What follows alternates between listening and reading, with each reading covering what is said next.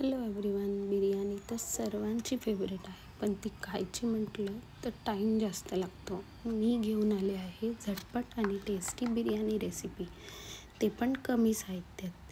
चला तर व्हिडिओला स्टार्ट करूया. जर रेसिपी आवडली तर लाईक, शेअर, सबस्क्राईब करा.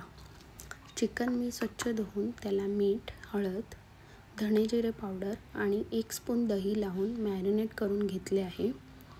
आता कुकरमध्ये तेल टाकून त्यात जिरे, खडे मसाले, कांदा, मिरची, त्यानंतर टोमॅटो, थोडंसं मीठ टाकायचं आहे आणि चांगले फ्राय करून घ्यायचे आहे. कांदा आणि टोमॅटो चांगला फ्राय झाल्यानंतर त्यामध्ये अद्रक, लसूण आणि कोथिंबीरची पेस्ट घातली आहे. ती पण चांगली तेलात फ्राय करून घेत आहोत.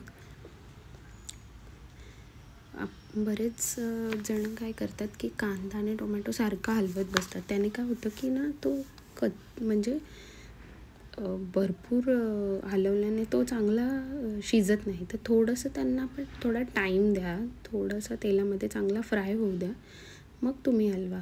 कंटिन्यू ढवळत राहणार तर त्याचं टेस्ट पण एन्हान्स होत नाही आणि त्यांना तेल पण म्हणजे तसं शोषलं जात नाही. म्हणून तर थोडा टाईम द्या फक्त फ्राय होण्यासाठी. त्यानंतर आता आपण घालत आहोत हळद, थोडंसं लाल मसाला, तो कलरसाठी मी घातला आहे. त्यानंतर बिर्याणी मसाला टाकलेला आहे. हे सर्व मिक्स करून घेणार आहोत चांगल्या प्रकारे. बिर्याणी करताना आहे ना तेल थोडं जास्त लागतं, त्यामुळे म्हणजे त्याने टेस्ट चांगली येते बिर्याणीला.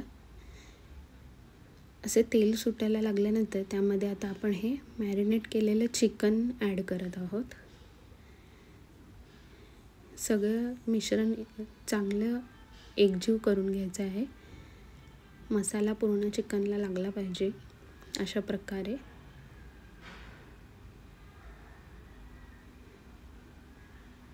त्यानंतर आपण त्याच्यावरती विदाऊट पाणी लगेच ॲड करायचं नाही आहे. चिकनला स्वतःचं असं पाणी सुटतं, सो थोडंसं आपण ताट ठेवून त्याला पाणी सुटेपर्यंत थोडा वेळ ठेवायचा. 10 मिनिटांनी तुम्ही बघू शकता असं पाणी सुटलेलं आहे चिकनला. आता आपण ह्याच्यामध्ये बिर्याणी राईस ॲड करूया. त्यानंतर आपण पाणी ॲड करूया. गरम पाणी घातलं तरी चालेल, चांगली लवकर होते बिर्याणी. तसं आपण मिक्स करून घेऊया.